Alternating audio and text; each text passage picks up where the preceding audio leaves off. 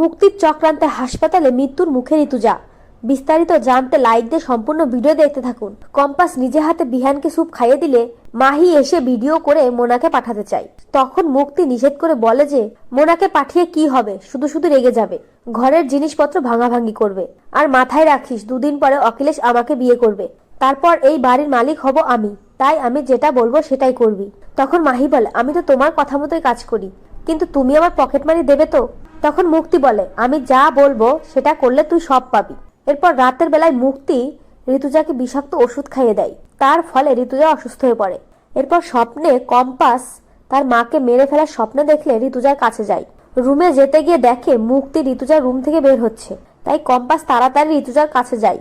আর ঋতুজার জ্বর হয়েছে বলে সবাইকে ডাকাডাকি করে। তখন মুক্তি বলে, আমি ঋতুজার জ্বর দেখে ডাক্তার ডাকতে যাচ্ছিলাম। তখন কম্পাস বলে, তোমাকে মায়ের জন্য কিচ্ছু করার দরকার নেই। এর পরের দিন সকালে ঋতুজা বেশি অসুস্থ হয়ে পড়লে বাড়িতে ডাক্তার এসে ঋতুজার পরীক্ষা করে বলে যে এই জ্বর ঔষধে সারবে না, ইনজেকশন দিতে হবে। আর আমার মনে হচ্ছে ইনফেকশন থেকে এটা হয়েছে। ঋতুজা দেবী কি খেয়েছিলেন? তখন পৃথা বলে, নর্মাল খাবার খেয়েছিলেন, যেগুলো আমরা খেয়েছিলাম। তখন ডক্টর বলে, আমি যে অবস্থা দেখছি হসপিটালে অ্যাডমিট করতে হবে যদি ইনজেকশনে না কমে।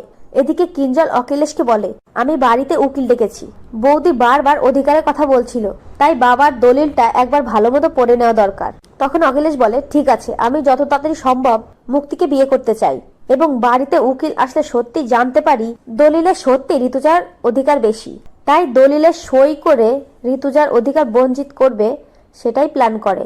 অন্যদিকে ঋতুজার শরীরের কোনো পরিবর্তন দেখতে না পেয়ে ঋতুজাকে হাসপাতালে নিয়ে যাবে বলে ঠিক করে বিহান, এবং হসপিটালে অ্যাডমিট করলে কম্পাস জানতে চাই কিসের ইনফেকশন করেছে। তো বন্ধুরা, এবার কি কম্পাস ঋতুজাকে সুস্থ করতে পারবে? কমেন্ট করতে ভুলো না। আর চ্যানেল নতুন হলে অবশ্যই দয়া করে চ্যানেলটি সাবস্ক্রাইব করো। আর কম্পাস ধারাবাহিকের নতুন আপডেট পেতে অবশ্যই ভিডিওতে লাইক, শেয়ার, কমেন্ট করতে ভুলো না।